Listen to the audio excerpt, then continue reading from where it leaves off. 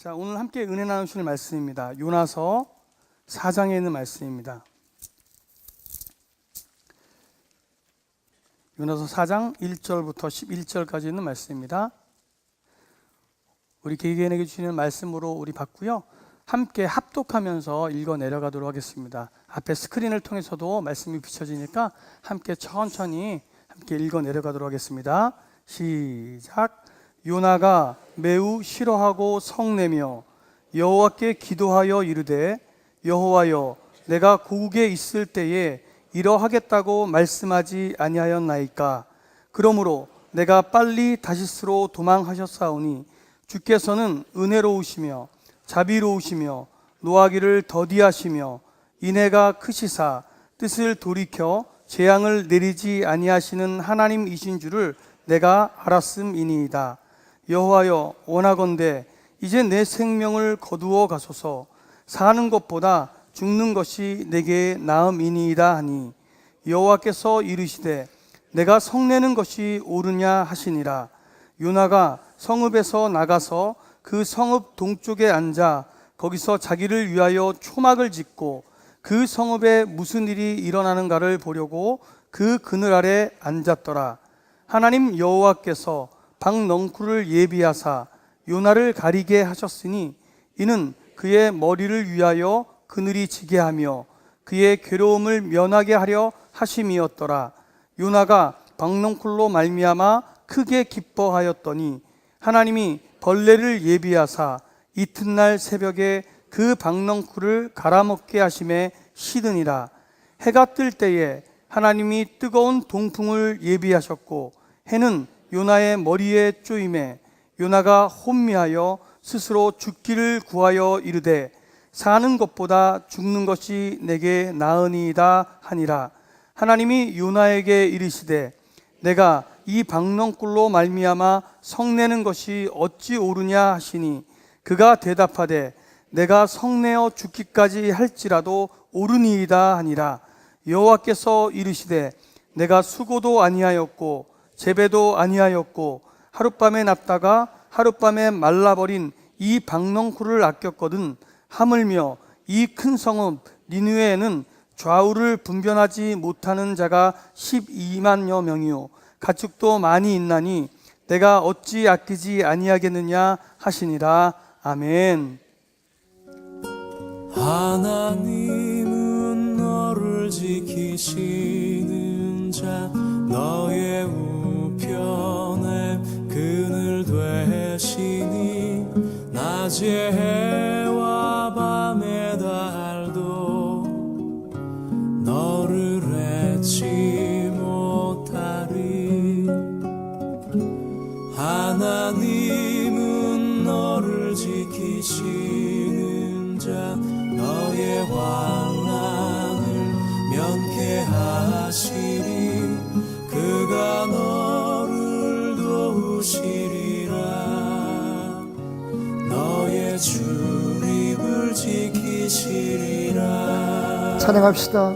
눈을 들어 산을 보아라. 너의 도움 어디서 오나. 천지 지으신 너를 만드신 여호와께로다. 천지 지으신 당신을 너를 만드신 만드신 여호와부터 우리의 도움이 옵니다. 아멘. 선처 집회들에 오신 여러분들을 다시 한번 주님의 이름으로 환영합니다. 우리 옆 사람에게 이렇게 인사합시다. 당신과 사랑에 빠진 것 같아요. 좀 불안하시죠? 이렇게 말을 더 하시면 됩니다.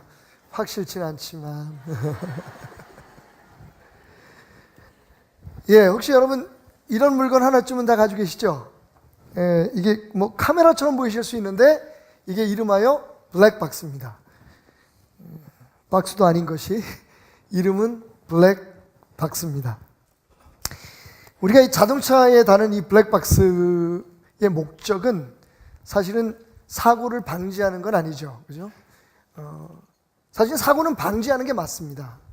나쁜 일은 일어나지 않도록 하는 게 맞는데 사실은 뭐 원체 일어나는 일들이 우리 뜻대로 되지 않으니까 기왕 일어난 일들에 대해서 도대체 누구의 책임인지, 그리고 앞으로 어떻게 그런 사고가 나지 않도록 할 수 있는지, 그런 그 운행 데이터나 사고의 그런 경위들을 입력하기 위해서, 저장하기 위해서 지금 우리 자동차마다 달고 다니는 게 블랙박스입니다.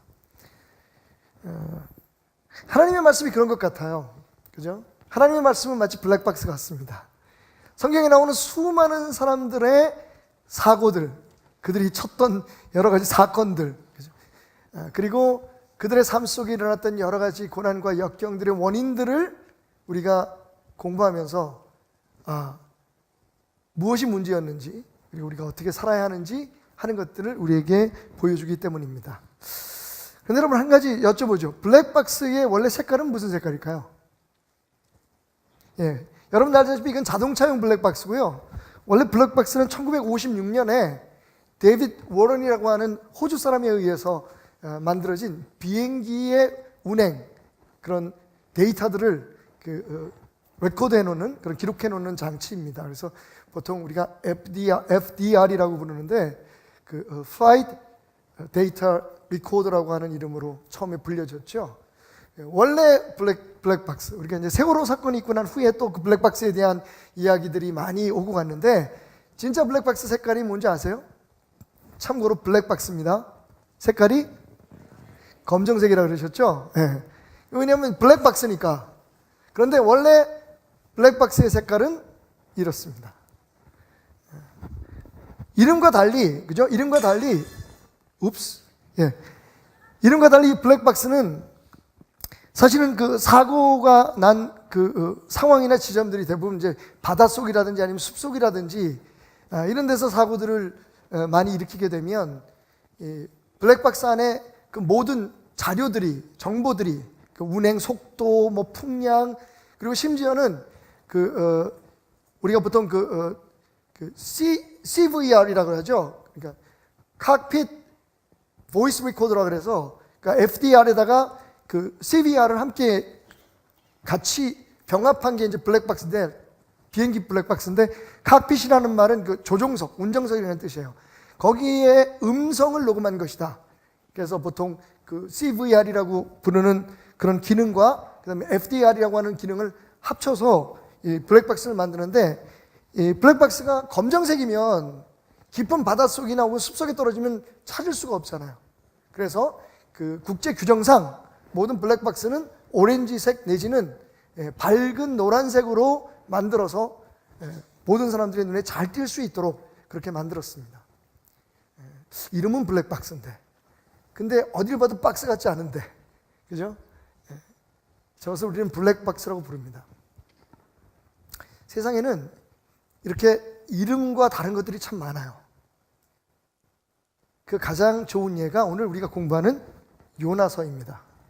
자, 요나서는 요나라고 하는 선지자의 이름을 붙인 책입니다. 그럼에도 불구하고 정말 요나는 요나에 대한 책일까요? 요나의 주인공이, 진짜 주인공이 요나일까요? 요나서는 불순종한 요나에 대한 이야기입니다. 그런데 정말 그것이 전부일까요? 요나서가 우리에게 전하고자 하는 진짜 메시지는 그게 다일까요?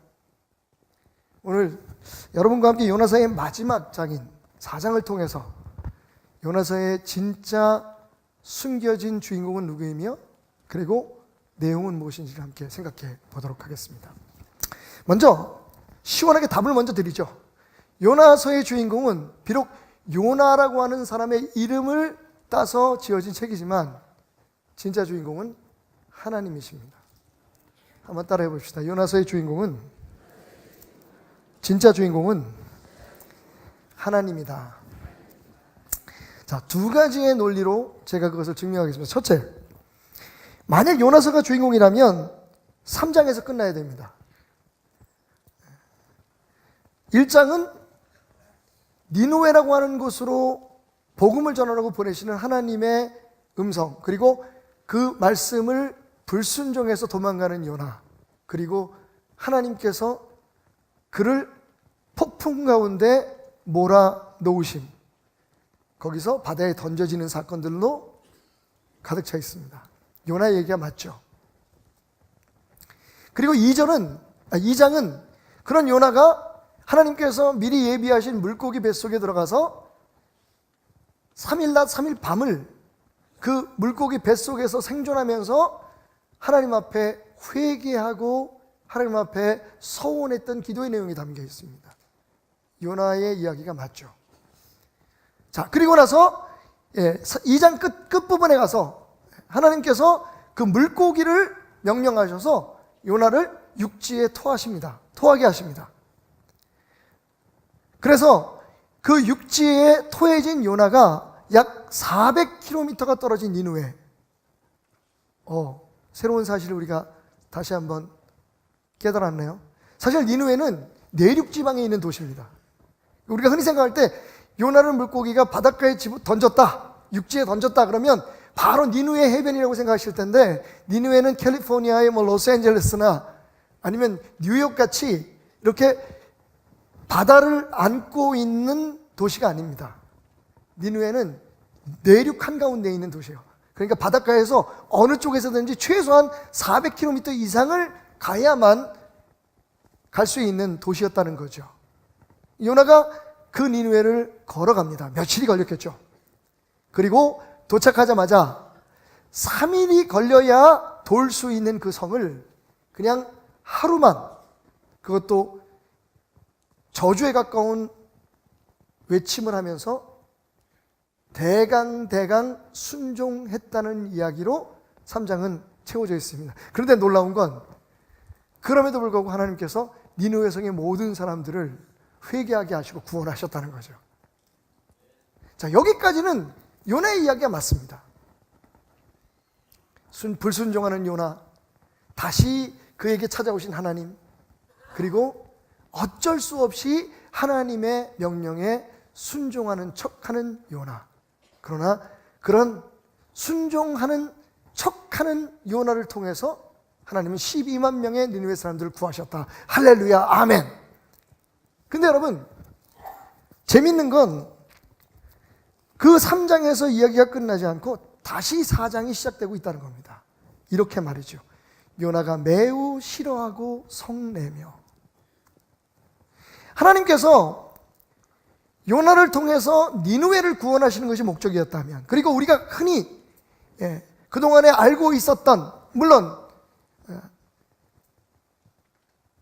분명히 그런 내용이 있습니다만, 너에게 원수된 자들이라도 하나님은 유대인들만 사랑하는 게 아니라 모든 백성들을, 온 세상의 모든 사람들을 다 사랑한다 라고 하는 것을 증명하기 위해서 요나를 보내셔서 그들을 구원하셨다고 하는 것이 요나서의 전부면 3장에서 끝나는 게 맞습니다. 그죠?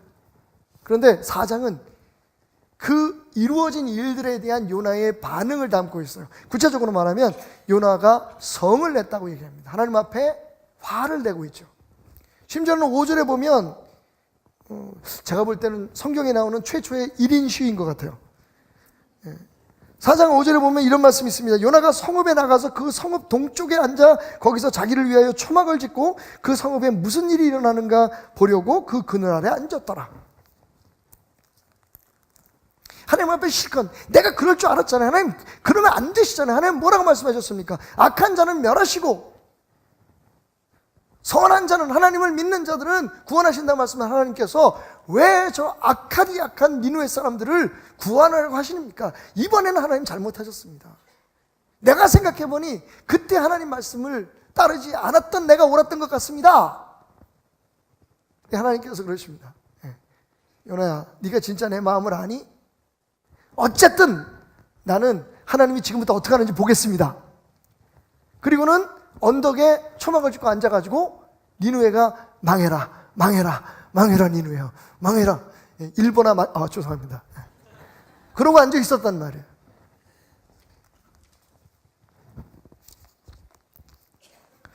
여러분,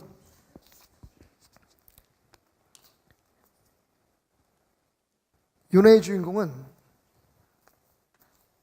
하나님이 하셨다는 것을 우리에게 증명하는, 다시 말하면 하나님이 주인공인 책입니다.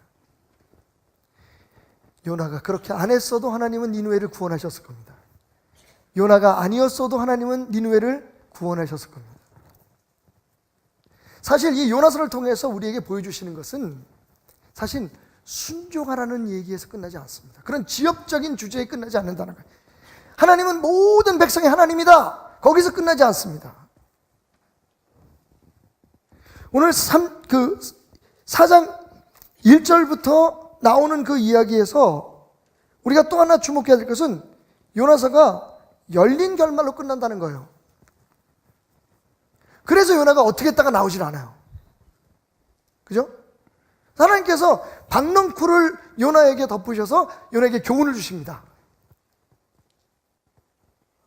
거기서 끝나요. 너는 이 박넝쿨 하나도 네가 심지도 않고 네가 기르지도 않은 박넝쿨 하나가 말라 죽는데 그렇게 불평을 하는데 전 니느웨에 앞뒤를 가리지 못하는 12만 명의 사람들을 내가 구원하는 데 대해서 네가 왜 불평을 하느냐라고 하는 말에서 끝나버려요. 자, 그 다음에 만약에 요나가 주인공이었다면, 그죠? 그리고 니느웨를 구원하는 것 그 자체가 이야기의 전부였다면 어떻게 끝나야 돼요? 그 다음에 5장이 이어져야 돼요. 요나가 그래서 회개하고 다시 니느웨를 갔다든지, 아니면 좀 더 원색적으로 그렇게 회개한 요나가 니느웨의 말뚝을 받고 교회를 개척했다, 뭐 이렇게 얘기가 돼야 돼. 아니면 그래도 요나는 하나님의 말씀을 이해할 수 없어서 보따리를 싸고 다시 집으로 돌아왔더라. 그리고 영원히 행복하게 살았던 거리였다. 뭐 이렇게 끝나야지 맞습니다. 그런데 요나서의 결말은 요나하고는 아무런 관계가 없어요. 다시 말하면 요나가 회심을 했는지, 아니면 여전히 하나님의 뜻을 알지 못하고 자기 고집 부리다가 그냥 그렇게 늙어 죽었는지 중요하지 않다는 겁니다. 뭐가 중요합니까? 하나님이 하신 일이 중요한 거예요. 하나님이 하셨다는 게 중요한 겁니다. 그것을 우리에게 말해주기 위해서 요나서는 4장을 기록했고, 그리고 열린 결말로 맺어지고 있다는 거죠. 요나서의 주인공은 이름과 달리 요나가 아닙니다. 하나님이십니다. 자, 그러면 하나님은 그런 요나서를 통해서 우리에게 무슨 말씀을 하시기를 원하셨나요? 따라합시다. 요나서의 진짜 메시지는 하나님의 주권을 인정하라. 여러분, 다른 말로 풀어서 말씀드리면 너의 삶에 하나님은 하나님이시다는 거예요. 네 생각과 관계없이, 너의 감정과 관계없이, 너의 계획과 관계없이 하나님을 하나님으로 받아들여라 라고 하는 것이 요나서의 결론입니다. 요나서의 진짜 메시지입니다. 맞습니다. 아까 말씀드렸던 것처럼 주의 종은, 하나님의 사람은 하나님의 말씀에 순종하는 게 개고생 안 하고 축복받는 길이다, 이런 메시지도 있어요. 또 하나님은 어떤 사람들만의 하나님이라는 모든 인류의 하나님이다 라고 하는 메시지도 분명히 있습니다. 하지만 그런 지엽적인 메시지가 전부가 아니에요. 그 모든 것 뒤에는 뭡니까? 하나님이 하셨다는 거예요. 하나님을 하나님으로 인정하는 것이 진짜 신앙이고, 하나님을 하나님으로 인정하는 것이 진짜 행복이고, 하나님을 하나님으로 인정하는 것이 성공이고 승리라는 것을 우리에게 강력하게 보여주는 말씀이 요나서입니다. 자, 한번 볼까요? 여러분, 하나님을 하나님으로 인정하지 않은 요나의 모습을 보십시오. 사람은 스스로 변할 수 없습니다. 사람은 정말 안 변해요. 물론 외형적으로 우리가 노력하고서 나는 목사니까, 나는 장로니까, 나는 성도니까 내가 이제 앞으로 착하게 살아야지, 말도 좀 곱게 써야지, 내가 이제 뭐 어디 가지 말 때는 안 가야지, 내가. 여러분, 우리가 그렇게 우리 스스로 노력해서 조금 변화되는 것처럼 보일 수 있어요. 그런데 근본적으로 사람은 변하지 않습니다. 요나가 하나님의 말씀을 순종하는 척 했잖아요. 근데 요나가 변했습니까? 안 변했습니다. 자기가 받은 고통을 생각하니까 하나님 앞에, 하나님이 앞으로 어떤 또 고통을 내게 줄까, 그걸 생각하니까 에이, 내가 어차피 당한 고통을 통해서 하나님 앞에 고백했으니까 하나님 말씀에 순종해야지. 정말 죄송하지만 우리가 교회에 나오고 기도하고 예배 드리는 그 자체가 완전히 변화되었기 때문에 그렇게 하고 있다고 생각하는 것은 쉽지 않습니다. 여러분, 얼마나 좋은 말이에요. 예배는 우리가 하나님을 믿는 건 그렇게 함으로써 하나님을 더 기쁘게 해드리고 하나님 앞에 무슨 복을 받기 위해서가 아니라 이미 우리를 위해서 십자가에 피 흘려 죽으시고 우리의 죄를 대속하셔서 우리를 구원하시고 우리를 영원히 떠나지 않겠다고 말씀하신 저 천국으로 인도하실 그 하나님의 이미 주어진 은혜에 우리가 감사하고 감격해서 예배하는 거고, 그래서 선교하는 거고, 그래서 헌금 드리는 거고, 그래서 오늘 교회에 나왔다. 여러분, 말은 멋있는데 정말 그러셨습니까? 할 수 있어요. 그런데 그것이 변화된 것이라고 말하기 어렵다는 겁니다. 오직 하면, 외국 속담에 이런 말이 있어요. 생각 한번 바꾸기가, 사람의 생각 한번 바꾸기가 달리는 자동차의 타이어를 바꾸기보다 힘들다. 여러분, 자동차가 달리는데 타이어가 문제가 있다고 해서 달리는 자동차의 타이어를 갈 수 있어요, 없어요? 이론적으로는 가능할지도 몰라요. 달리는 자동차와 같은 속도로 달려가면서, 그죠? 예? 이게 바퀴가 돌아가잖아요. 돌아가는 바퀴의 속도와 함께 같이 돌아가면서, 예? 그걸, 예? 풀러가지고, 바퀴가 땅바닥에 이렇게 닿아서 마찰력을 일으키는 그 순간에 빼서 집어넣어서 같은 속도로 달려가면서 같은 속도로 감아서, 여러분 불가능하죠. 조금 뉘앙스가 다를 수 있지만 우리나라에도 비슷한 속담이 있어요. 3살 버릇?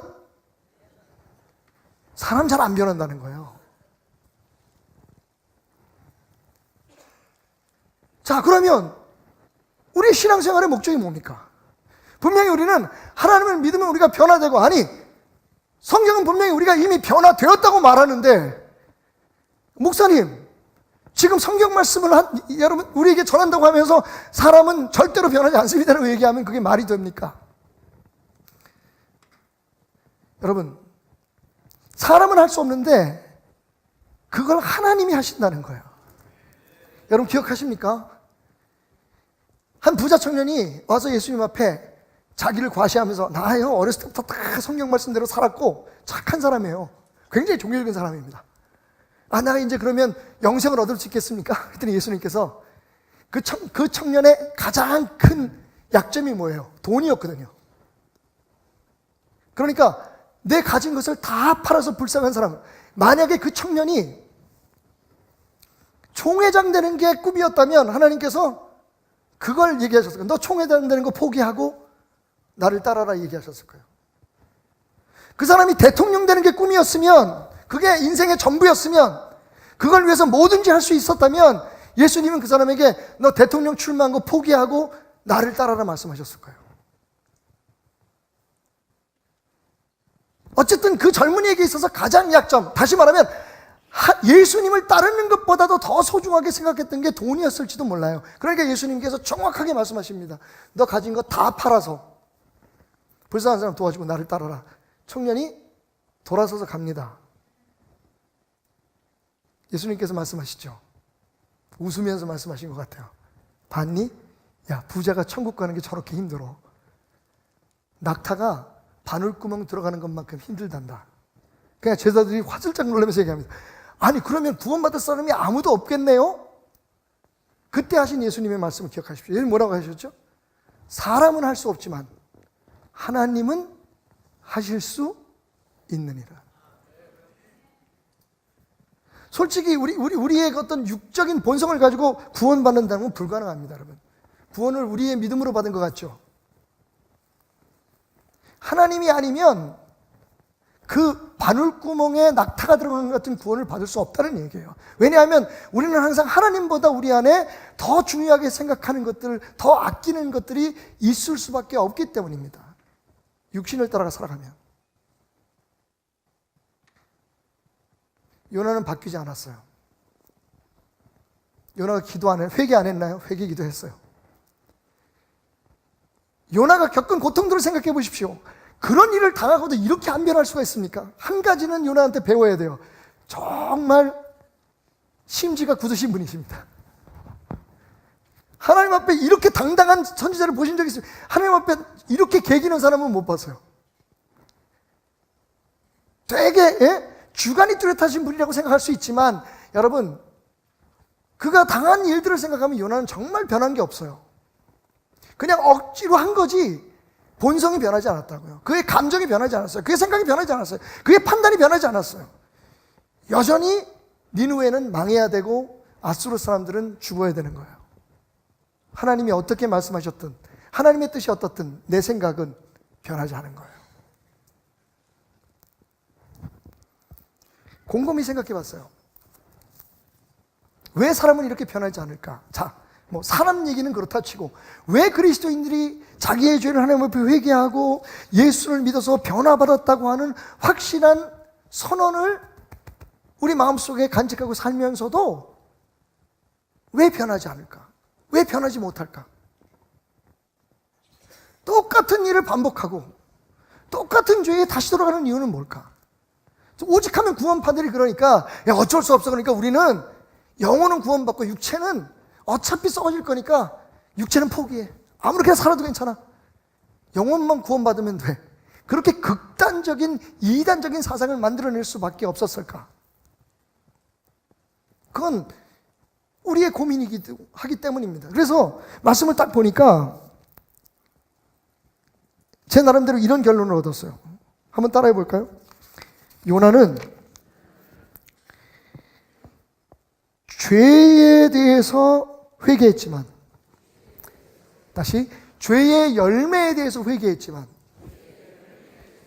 죄의 뿌리를 제거하지 못했다. 여러분, 우리의 회개가 왜 우리의 삶을 변화시키지 못하는 줄 아십니까? 죄로 인해서 나타난 현상, consequences of sin에 대해서 우리가 회개를 해요, 분명히. 그런데 그런 일들을 일으키는 죄의 근원을 우리는 다루지 않습니다. 제가 부끄러우나마 제 예를 하나 들게요. 제가 제 아내에게 폭력을 행했습니다. 오해하지 마십시오. 때렸다는 얘기가 아니라, 뭐 집어던졌다는 얘기가 아니라, 제가 언어 폭력을, 그러니까 아내에게 좀 독설을 하고 상처받는 이야기를, 물론 몰랐죠. 저는 그게 옳다고 생각했어요, 그때. 주로 어떤 면에서 제가 제 아내를 언어로 폭력을 행했냐면, 아내에게 주의 종의 아내가 되기 위해서는 이래야 돼. 여러분 아시다시피 제 아내와 저는 물론 어렸을 때부터 목사가 되는 게 꿈이었지만 제 아내는 목사 부인이 되는 게 꿈이 아니었습니다. 그냥 제가 좋아서. 어떻게 안 좋아하겠어요, 이런 남자를. 어렸을 때부터 그냥 좋아서 따라다니고, 그리고 저도 좋아서 제 아내하고 데이트를 하다가 이제는 우리가 같이 살아야겠구나 해서 결혼을 했어요. 그래서 미국에 갔는데 갑자기 가보니까 전도사 부인이 돼 있는 거예요.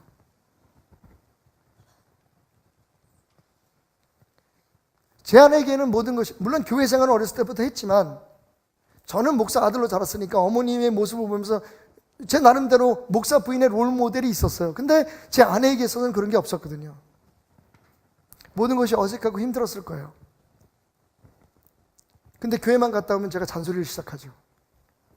정혜야, 주의 종의 아내는 말이야, 이래야 되고 저래야 되고, 그 다음 주에 또 갔다 오면 이젠 조금 목소리를 높여서, 내가 얘기했잖아. 너는 항상 그래. 도대체 언제나 목사 부인 될래? 네가 언제나 전도사 부인처럼 행동할래? 사람들 보면 무조건 인사해. 교회에서 누가 뭐라 그러는지 그냥 웃어. 제 아내가요 잘 받아줬어요. 그러다 어느 날 갑자기 소리를 지릅니다. 그래서 나보고 어떡하라고! 여러분, 제가 오늘 이 자리에 있는 아내들에게 팁을 하나 드릴게요. 잔소리 자주 하는 거 약발 안 먹습니다. 제 아내처럼 해야 돼요. 다 참고 견디시다가 딱 한 번 질르세요. 그래서 뭐! 진짜 그게 얼마나 제게 충격이었는지요. 왜냐하면 정말 조용히 그냥 내가 하는 게 옳고 내가 말하는 걸 다 받아들이는 것처럼 생각했던 아내가 갑자기 소리를 지르면서 화를 내는데 얼마나 충격이 크는지요. 제가 생각했어요. 내가 뭘 잘못한 거지? 그리고 제 마음속에 하나님께서 주신 생각이 있었어요. 제가 몇 번 간증했습니다. 그 간증을. 하나님 제게 이렇게 말씀하시는 것 같았어요. 태남아, 너는 네 아내에게 그렇게 말할 권리가 없어. 네가 정혜를 만들었니? 네가 정혜를 키웠니? 성경 말씀으로 저에게 도전하셨어요. 네가 과연 누군데 내 형상을 따라서 만든 나의 딸을 그렇게 대하느냐? 더 충격적인 것은 이어지는 깨달음이었어요. 남이 너한테 그럴 때 너 어땠니?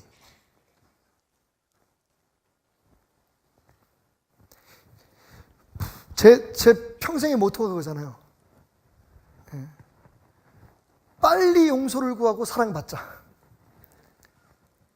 아내에게 제가 솔직히 고백했어요. 여보, 정혜야, 내가 이런 깨달음이 있었는데 잘못한 것 같아.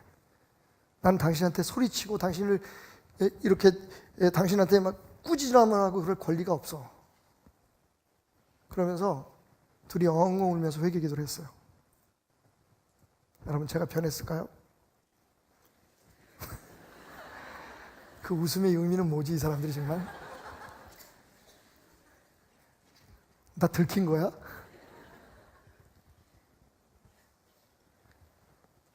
몇 주 되지 않아서 다시 제 아내를 채근하고 꾸짖는 저의 모습을 보았어요.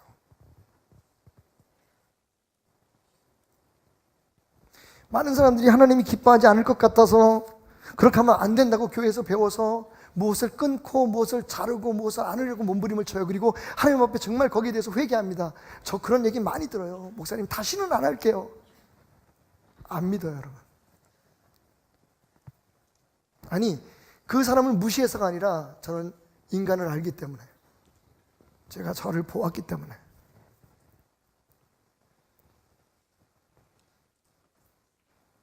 대부분 우리들의 회개는 나타나는 현상에 대한 회개예요. 다시는 거짓말하지 않겠습니다. 다시는 바람피지 않겠습니다.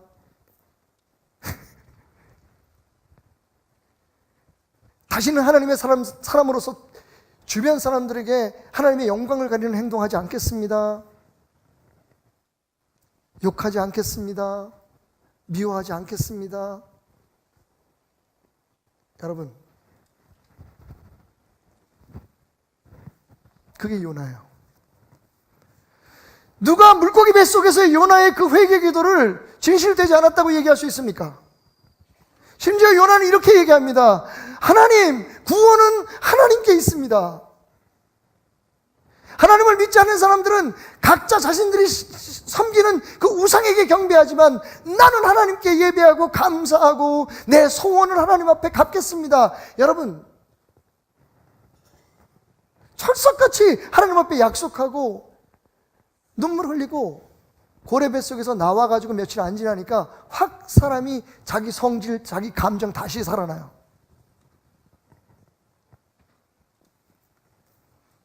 그런데 놀랍게도 그럴 수밖에 없는 인간에 대한 고백을 우리가 사도 바울에게 듣습니다. 사도 바울이 로마서 7장에서 이렇게 얘기합니다. 내가 행하는 것을 내가 알지 못하노니 곧 내가 원하는 것을 행하지 아니하고 도리어 미워하는 것을 행함이라. 여러분, 로마서 7장 15절에서 사도 바울은 자기가 자기의 삶의 주도권을 가지고 있지 않다고 얘기해요. 만일 내가 원하지 아니하는 그것을 행하면 내가 이로써 율법이 선한 것을 시인하노니 이제는 그것을 행하는 자가 내가 아니고 내 속에 거하는 죄다라고 얘기합니다. 내 속 곧 내 육신에 선한 것이 거하지 아니하는 줄을 아노니 원함은 내게 있으나 선을 행하는 것은 없도다. 이게 우리의 실존이에요. 이게 영적 실존이에요. 결국 사도 바울이 얘기하려고 하는 건 율법이 아니라 예수 그리스도의 십자가의 공로로 우리가 새로운 삶을 살 수 있다는 것을 이야기하고 승리하는 삶을 살 수 있다고 얘기하는 것인데, 결국 무슨 말이냐면 우리가 노력해서 하나님의 사람이 될 수 없다는 거예요. 하나님을 만족시킬 수 없다는 거예요. 하나님의 사람이 돼야 그렇게 살 수 있다는 거예요. 얼마나 노력했겠어요, 사도 바울이? 얼마나 애썼겠어요? 왜냐하면 복음을 전해야 되고 사람들에게 가르쳐야 되고, 저처럼 자기는 정말 예수를 잘 믿고 완벽한 하나님 사람들인 것처럼 확신을 가지고 얘기를 해야 사람들이 그 말을 믿을 거 아니에요. 그리고 성령에 하나님께서, 예수님께서 선포하신 그 말씀대로 선포해야 되는 거죠. 그러니까 너희는 새로운 피조물이 되었다라고 말을 해야 되잖아요. 그런데 자기의 모습을 보니까 그게 아닐 때가 있더라는 거예요. 이렇게 솔직한 사람이 또 있겠습니까? 이제까지 이런 설교자는 없었다. 바보인가? 멍청인가?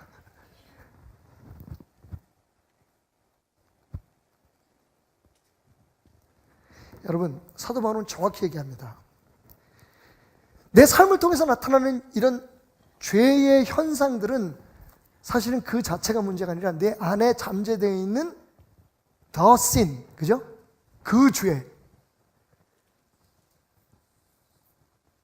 예수님 때문에 십자가에서 해결되었지만 아직 내가 내 안에 붙들고 있는 그 죄, original sin, the sin, 그 죄가 자꾸만 내 힘으로, 내 노력으로 막 내가 열심히 착하게 살려고 애를 써도 그렇게 살지 못하도록 나를 자꾸만 제자리로 돌린다는 거예요. 여러분, 공감하시죠?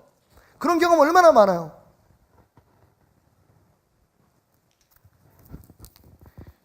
그래서 우리는 변할 수 없다고 얘기하는 겁니다. 우리의 힘으로는. 달리는 자동차에 바퀴를 가는 게 훨씬 낫다는 겁니다. 안 된다는 거예요. 자, 그런데 여러분, 결론을 보십시오. 빨리 결론을 말씀드리고 싶어요. 예. 뭐라고 얘기하냐면 24절에 가서 7장 24절, 오호라 나는 공고한 사람이로다.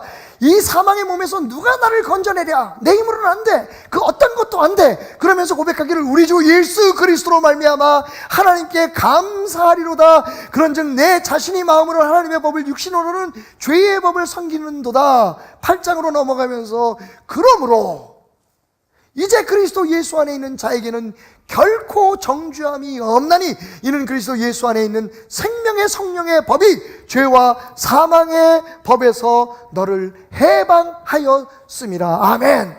결론이 뭐예요? 예수예요. 예수 십자가의 보혈이에요. 우리의 노력이나 우리의 수고가 아니라, 우리의 훈련이라, 혹은 우리의 척함이 아니라 정말 우리 안에 죄를, 근본적인 죄를, 그 the sin, 오리지널 sin을, 원죄를 해결하는 예수 그리스도의 십자가의 보혈의 능력 이외에는 답이 없다는 거예요.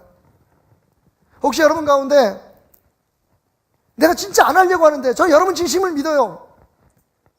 여러분들이 했던 고백을 저는 믿습니다. 그런데 여러분을 위해서 기도해요. 그거 안 되는데 알아요. 전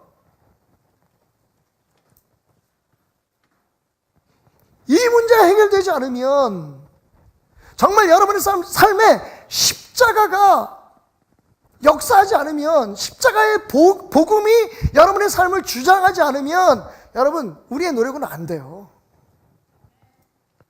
그게 기독교의 복음이에요. 그러면 그 십자가의 복음의 핵심이 뭐냐?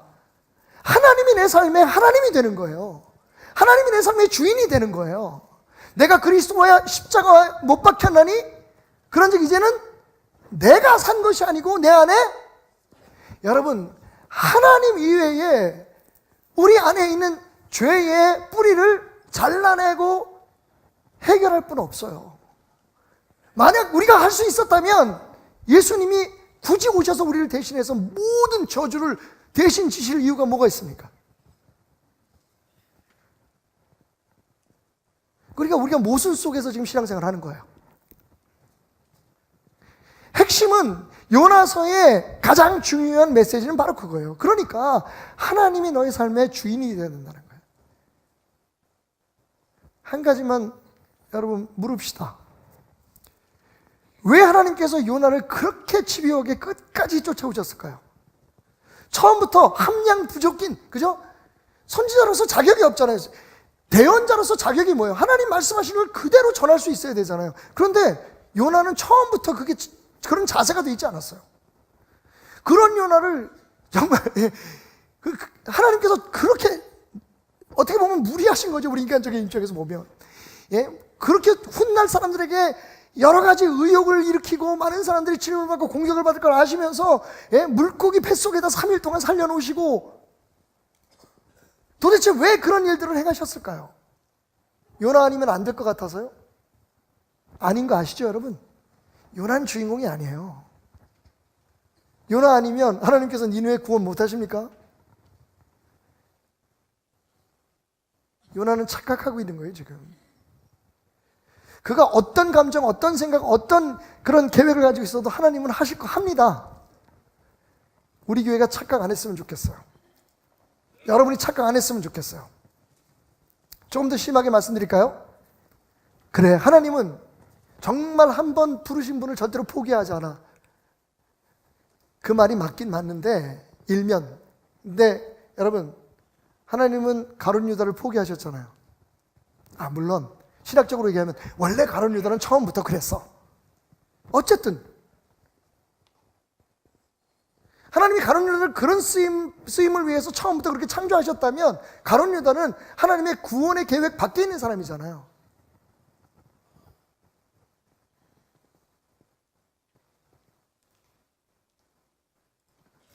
하나님은 사울을 버리셨잖아요. 사울 왕. 정말 우리는 듣고 싶은 대로 듣고 보고 싶은 것만 보고 믿고 싶은 것만 믿는 것 같아요. 나한테 유리하게. 여러분, 이 모든 메시지의 핵심은 그겁니다. 하나님이시다는 거예요. 하나님이시다. 너의 삶에 하나님이 주인이 되고 하나님이 너의 삶을 주장하지 하게 하지 않는 한 우리는 변화될 수 없다는 겁니다. 하나님의 뜻을 이룰 수 없다는 겁니다. 여러분, 성령 충만 하는데 성령 충만의 의미가 뭐예요? 무슨 능력 받는 거 아닙니다, 여러분. 예? 나는 원래 그대로 있는데, 내 생각과 내 감정은 그대로 있는데, 내 그런 일들, 내가 꿈꾸고 내가 계획하는 것을 이루기 위해서 하나님께서 어떤 특별한 힘을 주는 게 성령 충만 아닙니다. 성령 충만의 가장 기본적인 개념은 성령에 의해서 우리의 삶이 지배받는 거예요. 다른 얘기로 하면 성령 하나님이 우리의 삶의 주인 되는 거예요. 이게 지속적이지 않기 때문에 문제인 거죠. 예수 그리스도를 구주로 우리가 고백하는 이유가 거기 있는 거예요. 근데 여러분, 자, 어디를 봐도 요나서 4장에 나타난 요나의 주인은 하나님이 아니시죠. 우리의 원죄는 내가 하나님이 되는 거예요. 내 감정이 하나님의 명령보다 소중한 거예요.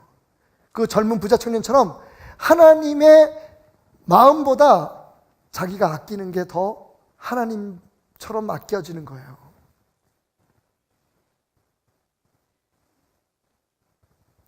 팀 켈러는 이렇게 얘기합니다. 놀라운 통찰력이죠. 아담과 하와가 처음부터 하나님 앞에 악하게 하려고 선악과를 따먹었느냐?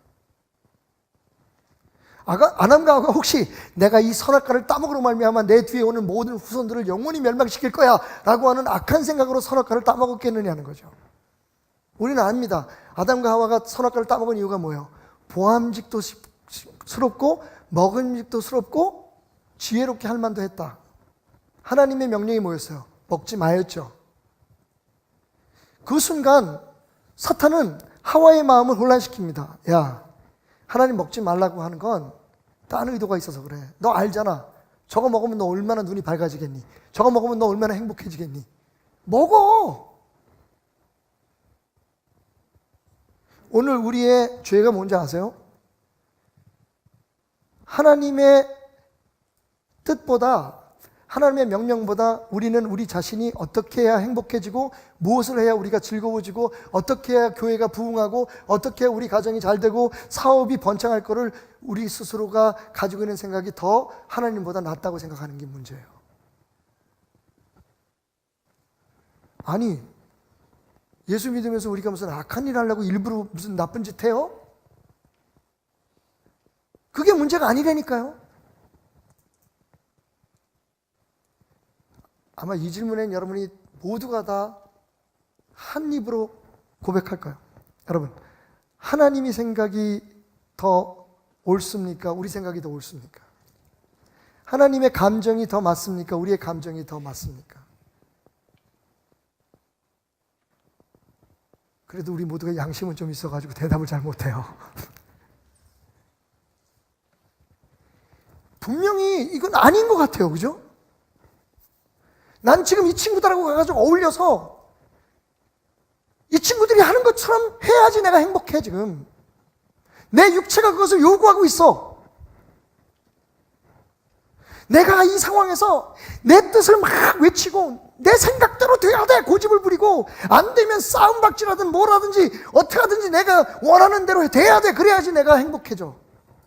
하나님 뭐라고 말씀하세요? 가지 말라. 하지 마라. 이 두 가지의 갈등 속에 우리는 뭘 선택해요? 내게 좋은 걸 선택하죠.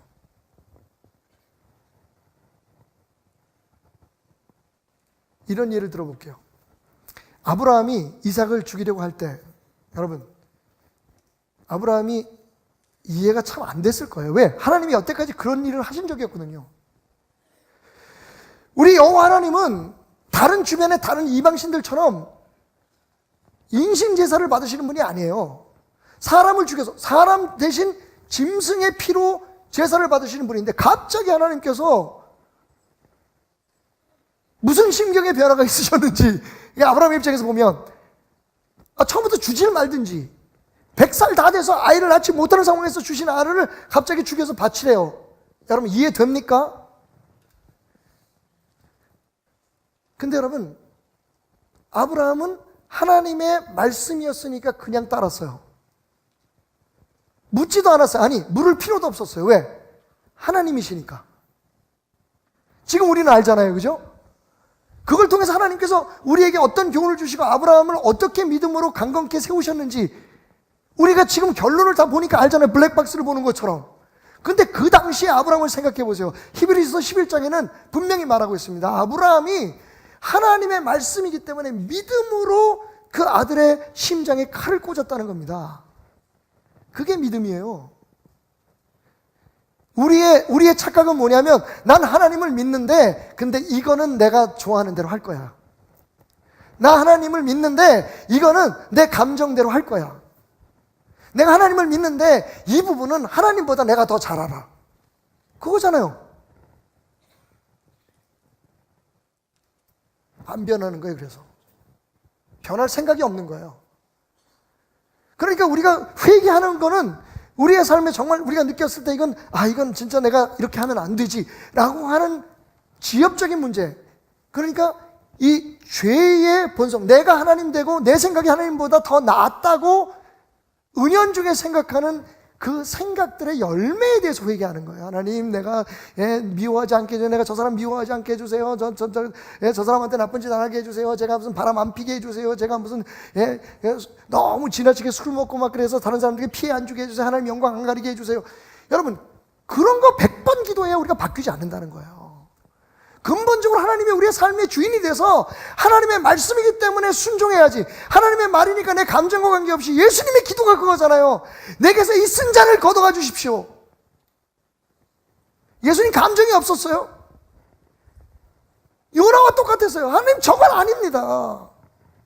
난 저 사람들이 죽어야 된다고 생각해요. 저 나라가 멸망해야 된다고 생각합니다. 베드로도 똑같아요.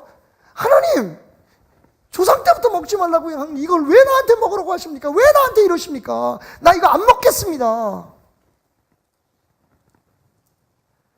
그런데 중요한 건 그럼에도 불구하고 이게 하나님의 말씀이니 나는 결과를 묻지 않겠습니다. 분명히 하나님의 판단이 내게 손해가 되는 일이 아니고 내가 피해되는 일이 아니고 나를 승리하게 하는 일인 것이 맞기에 나는 하나님의 말씀이니까 따르겠습니다. 미국 가서 여러분 자동차 면허 시험을 보면 필기 시험에 아주 재밌는, 저는 아직도 그걸 이해를 못하는데 하나님의 말씀 안에서 이해를 했습니다. 안전벨트를 여러분 왜 매야 되죠? 사고 시에 많이 안 다치기 위해서, 그죠? 예. 네. 근데 그 답이 뭔지 아세요? 미국 운전면허 시험에 안전벨트를 매야 되는 이유. 법이니까요. 법이니까요. 설명할 필요 없다는 거예요. 근데 그 법은 왜 만들었을까요? 이제 그 이유가 우리가 안전하게 하기 위해서, 그죠? 사고 언제 일어날지 모르는 불의의 사고 시에 우리를 지키기 위해서 안전벨트는 반드시 매야 된다. 근데 이거를 설명하면 우리가 그 매나요, 여러분? 내가 마음이 찔린다. 제가 항상 여기서 교회에서 여기 왔다 갔다 하는 게 너무 짧다고 안전벨트 안 매가지고 아내한테 계속, 여보, 당신 나한테 그럴 권리 없어. 제가 안전벨트를 계속 안 밀 때가 많아요. 그래서 어머님도 가끔 뭐라고 하시죠? 예, 죄송해요. 그러고 멜 때가 있는데, 그게요, 우리가 이에 대해서 우리가 해야겠다. 다 그래요, 여러분. 대부분 남자들 그러지 않으시나요? 괜찮아. 내가 안전하게 운전할게. 여기 가는데 이러고 간단 말이에요. 법이니까 매야 된다고 딱 생각하면 그냥 법이니까 매야 되는 거예요. 하나님 말씀이 그런 거예요. 지금 우리는 그 싸움을 싸우고 있는 거예요. 사도 바울이 말한 것처럼 하나님의 말씀이 옳으냐, 하나님의 명령이 무조건 옳으냐, 아니면 내 감정과 내 느낌과 지금 내가 생각하는 게 맞느냐. 여러분, 하나님이 우리의 삶의 주인이 아니면 우리 하나님 사람 아닌 거죠. 그러니까 됐다 말았다 그러는 거예요, 지금 자꾸만. 물론 우리는 예수 그리스도의 그 거저주신 은혜 가운데 하나님의 사람이 된 건 맞는데, 하나님의 사람으로 살아가는 건 우리의 수고나 노력으로 안 돼요. 하나님만이 하실 수 있어요. 하나님만이 하실 수 있도록 하는 게 믿음인 거예요. 그게 뭐예요? 예수에게 붙어 있는 거예요. 하나님의 주권을 인정하는 거예요. Surrender yourself to His sovereignty. 그분의 절대적인 권세, 그분의 주권 앞에 내 자신을 내려놓는 거예요. 내 감정은 이렇게 얘기하는데, 지금 요나처럼 나는 화가 나는데, 나는 이해를 못하겠는데 하나님의 말씀이니까 하는 겁니다. 결과는 하나님이 책임져 주시는 거예요. 그게 믿음인 거예요.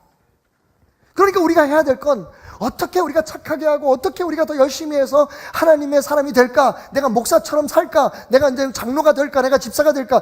여러분, 이게 훈련으로 되거나 우리의 수고로 되는 게 아니라 하나님이 내 삶의 주인이 되게 함으로, 성령이 내 삶을 지배하게 함으로 그런 시간을 자꾸만 늘려가고, 그런 삶을 통해서 우리가 목사가 되고 우리가 장로가 되고 우리가 집사가 되는 거예요. 순서가 바뀐 거예요. 제가 지금 계속해서 몇 주간 동안 똑같은 이야기를 하고 있어요.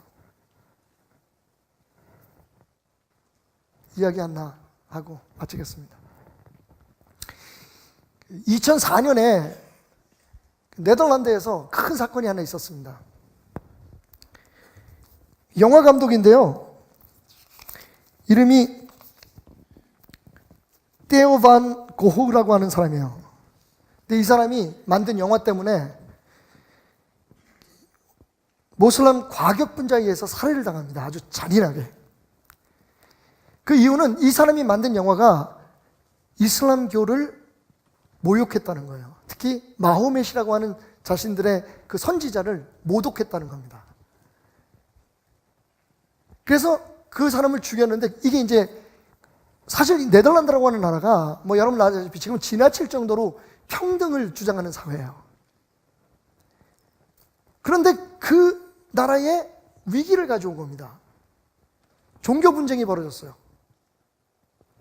인종 분쟁이 벌어졌습니다. 그래가지고 거기에 분노한 기독교인들이 모슬람 그 회당인 모스크를 공격을 해요. 가서 불을 지르고 때려 부시고, 거기에 또 더 화가 난 모슬람 사람들이, 이슬람 사람들이 기독교 교회를 공격하고, 심지어는 모슬람 계통의 초등학교가 폭파당하는 일이 벌어졌어요.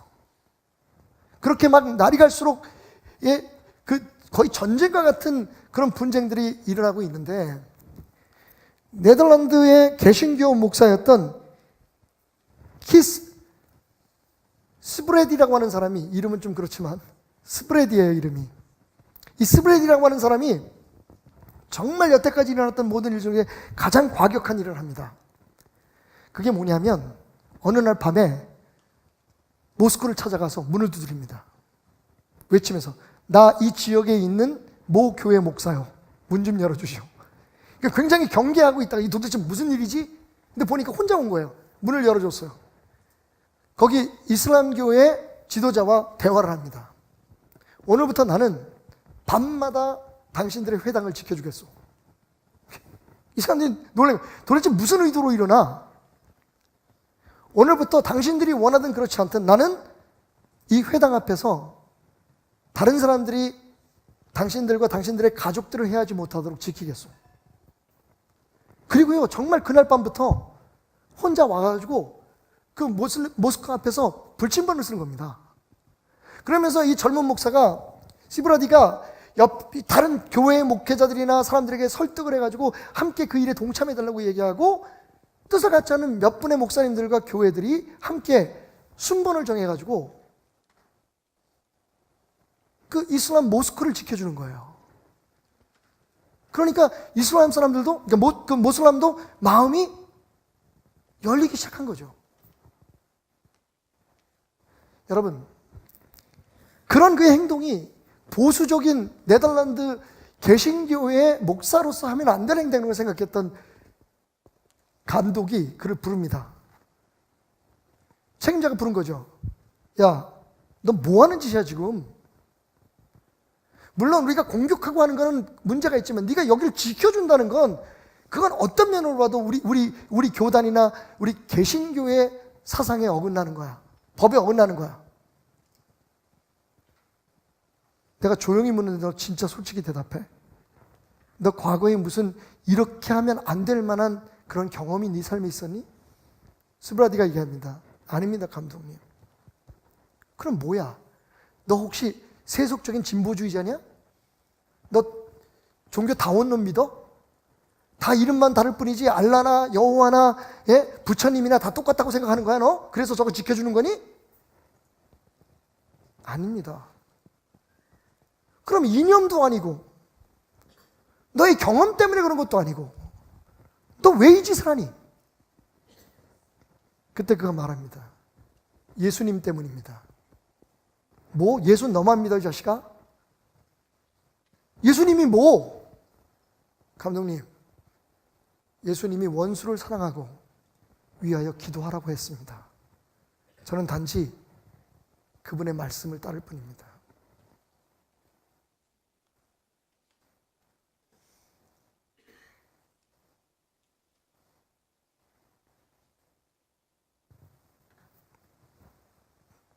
이상한 건요, 교회를 오래 다니면 오래 다닐수록 고집이 더 세져요. 신앙적인 자아가 더욱더 강해집니다. 요나서 1장부터 말씀드렸지만 하나님하고 대화하라고 하지 않아요. 묻지 않아요. 왜? 내가 알고 있으니까. 지금 내가 느끼는 게 정답이니까. 교회는 이래야 되고, 가정은 이래야 되고, 사업은 저렇게 해야 되고, 세상에서 살 때는 나처럼 살아야 돼. 여러분, 이상하게 교회에서 더 중요한 직분을 맡고 더 나름대로 하나님 앞에 열심히 헌신한다는 사람일수록 더 하나님으로부터 멀어져요. 난 새벽부터 나와서 이렇게 하는데, 나는 다른 사람들이 오지 않는 시간에 와서 연습도 하고 넌 뭐도 하는데, 그러니까 내 생각이 맞아. 내가 답이야. 여러분, 어떻게 하면 좋을까요?